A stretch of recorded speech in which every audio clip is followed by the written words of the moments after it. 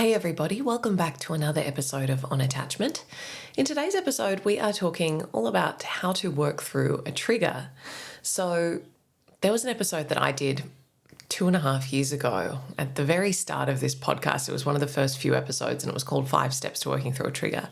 And it was a really got a lot of positive feedback at the time. And so I've always had in my head, I've already done an episode on working through a trigger. But then I sort of zoomed out and realized that was 2.5 years ago and that the vast majority of you have joined my community since then.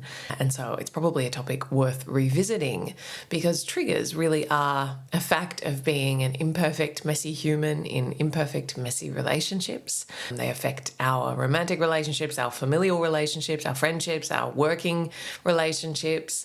They can really pop up all over the place. And I think that while there's probably a correlation between how much unprocessed wounding and baggage, so to speak, we're carrying around, I think that the more of that you have under your belt, the more likely you are to be very sensitive and reactive, easily triggered. Even I think when you've done a lot of work, you can find yourself in situations that activate something within you. Maybe someone says something in a particular tone or doesn't say something, and all of a sudden you notice this big response arising in your body.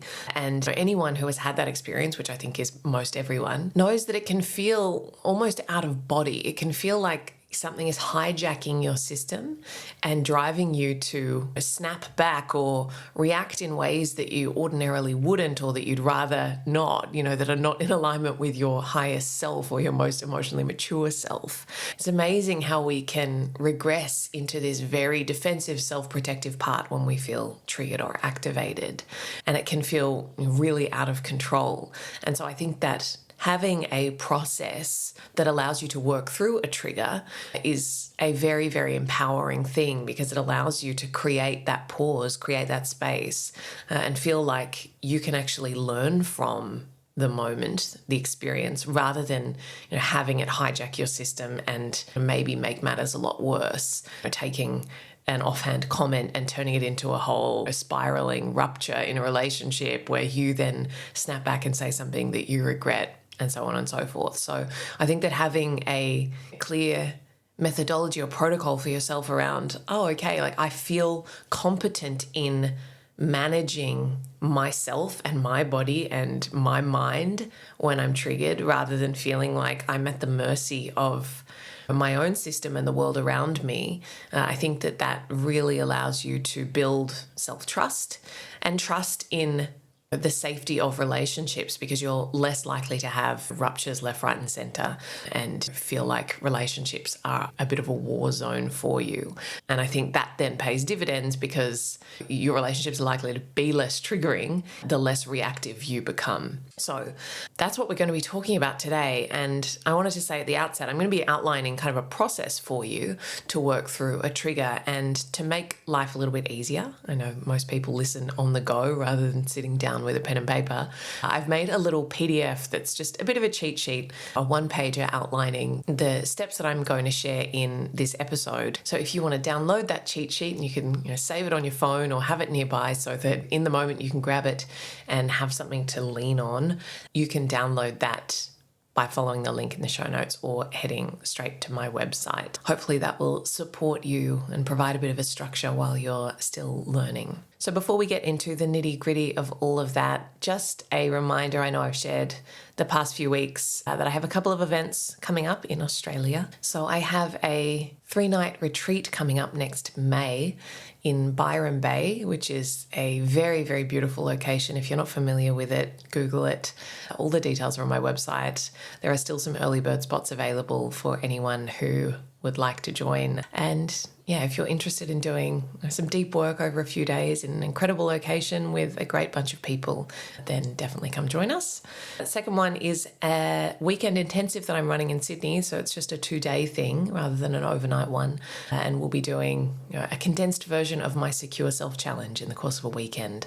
So if you want to spend a weekend with me at the end of November in Sydney, diving deep into all things self-worth, getting clarity around where you're stuck, and really formulating a plan to move your life in the direction that you really want to go, with a strong foundation of healthy self-esteem and self-worth and self-confidence, I would love to see you there, and you can sign up directly on my website. Okay, so let's talk about how to work through a trigger. So if you've been a listener for a while, or you've done any of my programs, you've probably heard me talk about the difference between top-down and bottom-up approaches to healing, to therapy, to processing trauma or attachment wounds. And the distinction there is basically, do we start with the thinking mind, or do we start with the soma, the somatic body, and the somatic imprint of something? Do we try and change what is happening in the body by using the mind, or do we try and change what's happening in the mind by using the body? Now, I think that when it comes to working through triggers in particular, it's really, really essential that we start with the body, because for many people, as I said, you feel this sense of your system being hijacked. You can feel like your body's on fire, your chest is thumping, your stomach churns.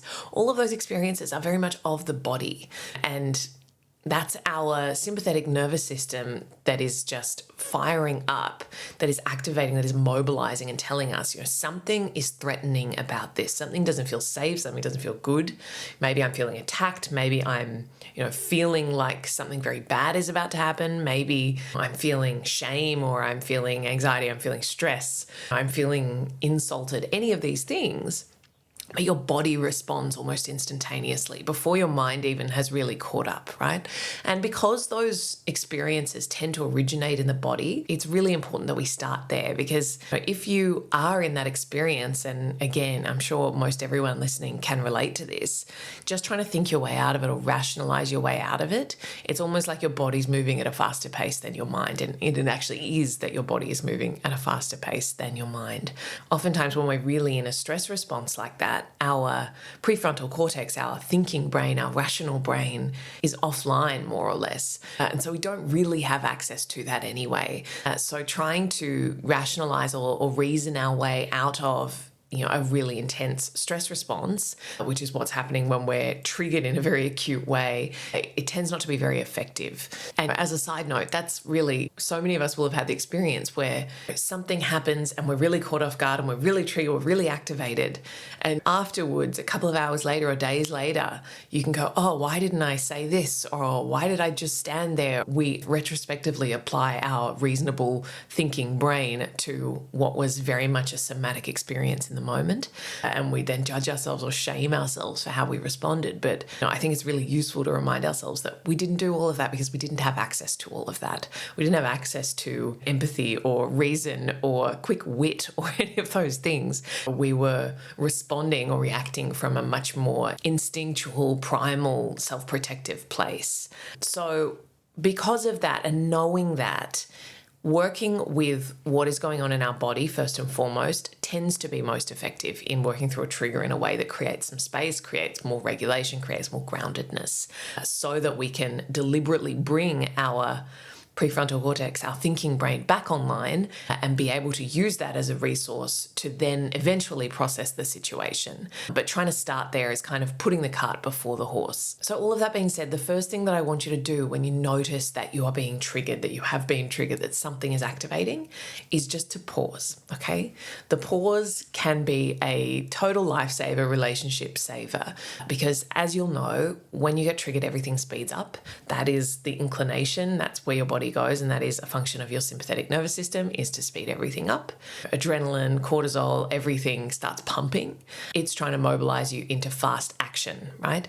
It's really important that you try and counteract that rather than just leaning into that accelerant that's happening in your system.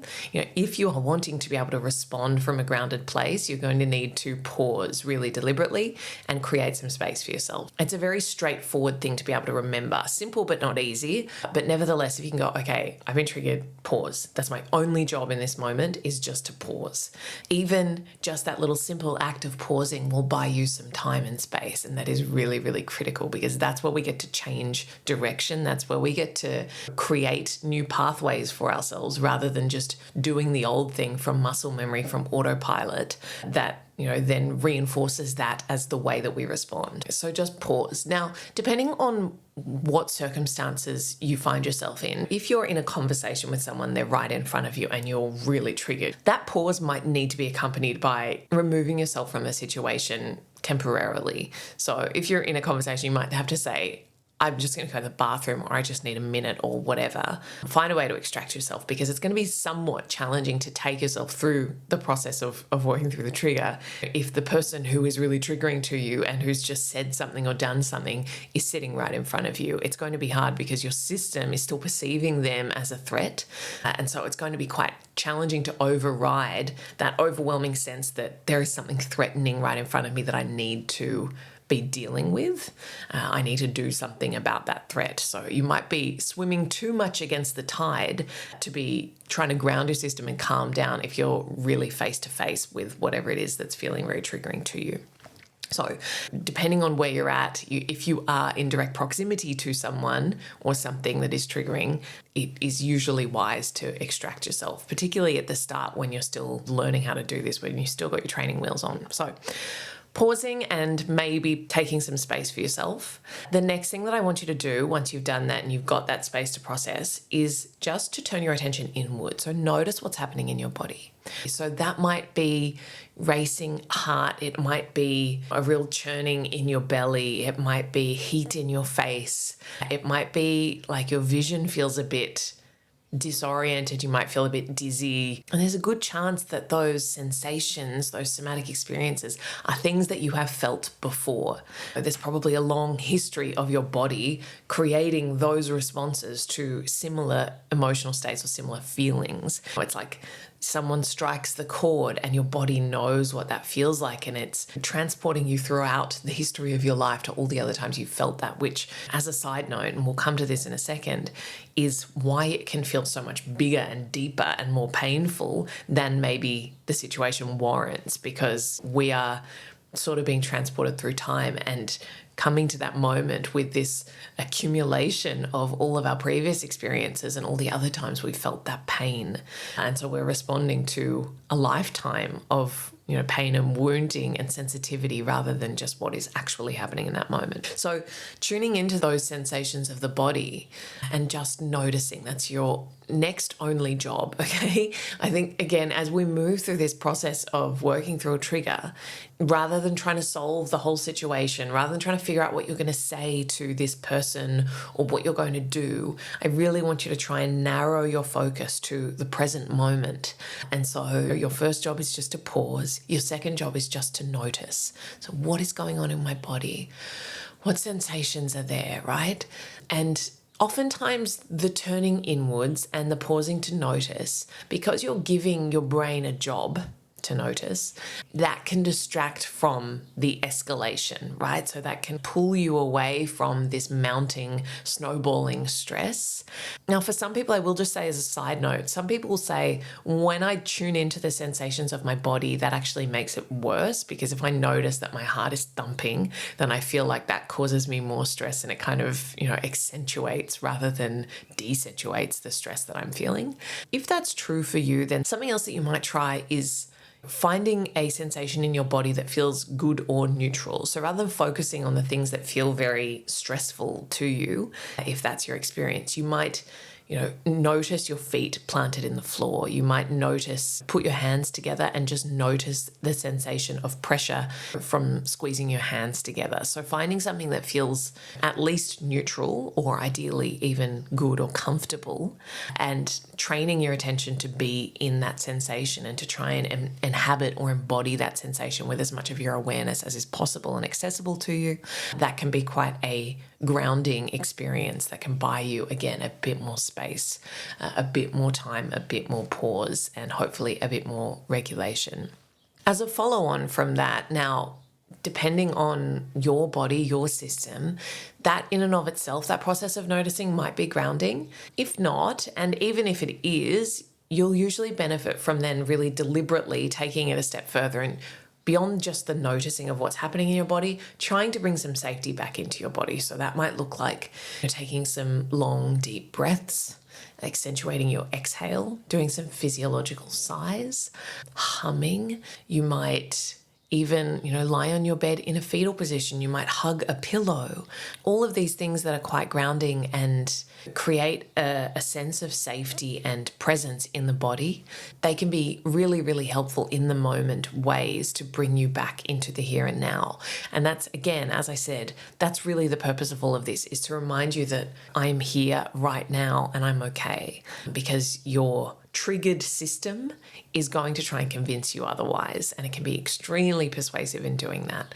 So bringing a bit more regulation into the body. Again, if you've done my Healing Anxious Attachment course or some of my other programs, we build out a whole toolkit of ways to regulate your nervous system. And I'm sure that you can, find a long list of things just by Googling it, tools for nervous system regulation. But any of those things, it's really important in this process of growth to build out your own toolkit so that you have a lot of things to hand and you know what to offer your own body when you need it in the moment. You know what works for you. Some other things that I like are like a heat pack or a weighted blanket, those sorts of things that can create a sense of containment and feel like you are held and anchored.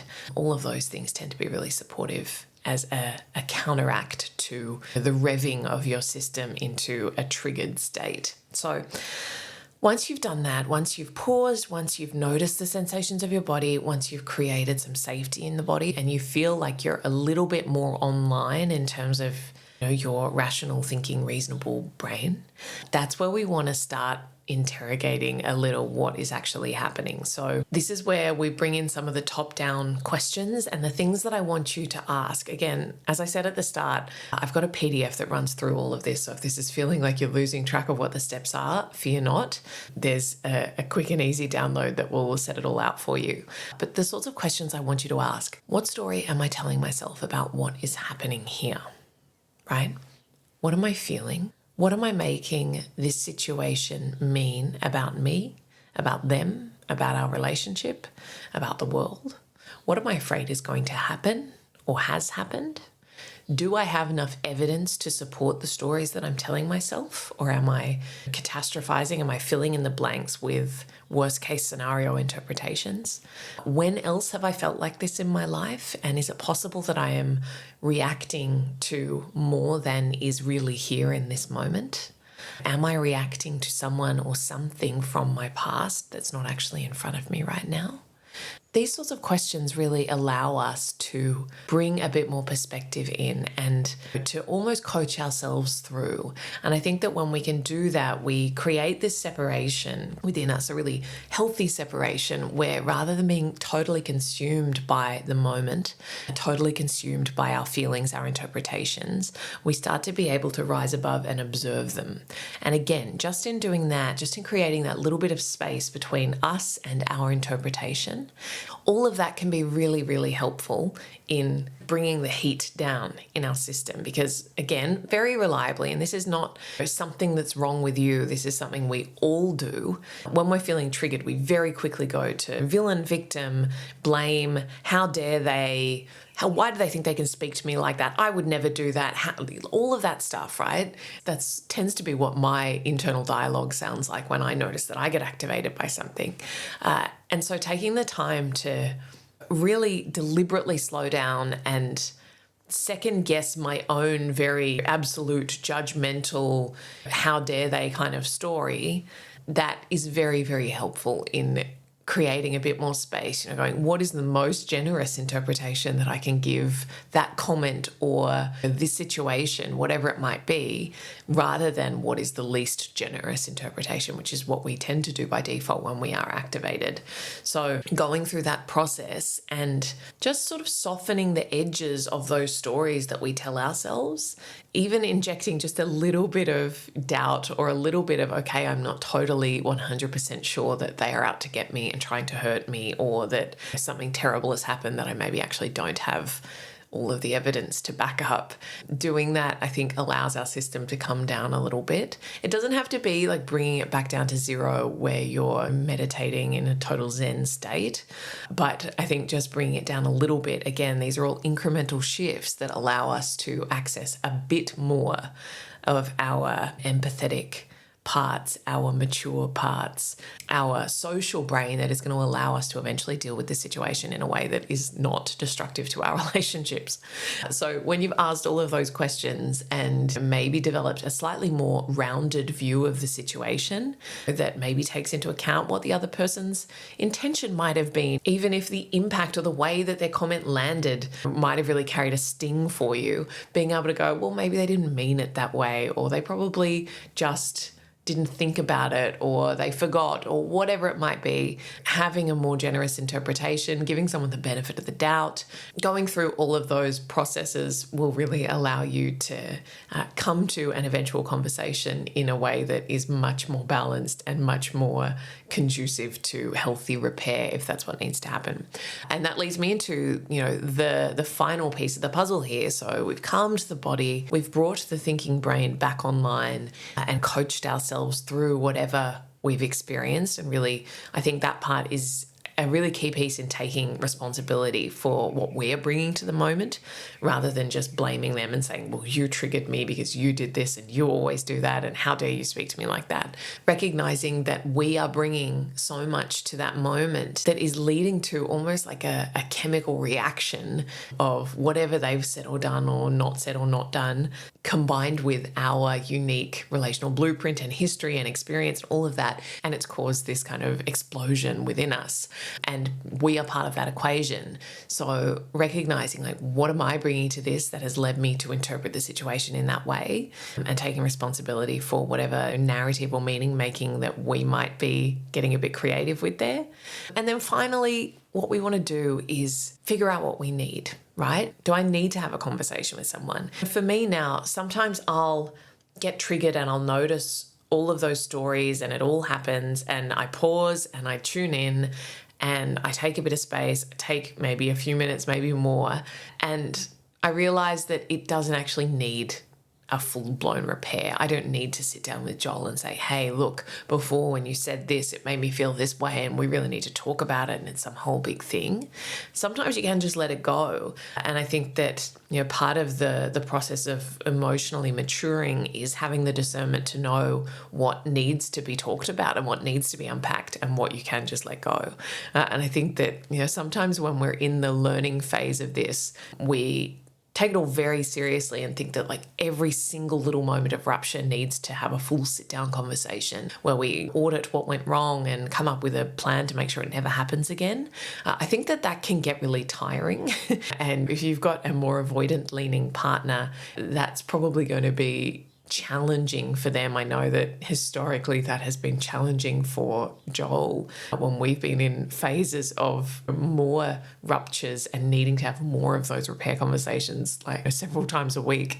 The resistance in him, I know, definitely mounts. It feels like he's being, called into the principal's office every time I want to talk to him. So I think that, like, part of having a secure, functioning relationship is being able to let some things go. But I think ultimately you need to figure out for yourself, can I let this go?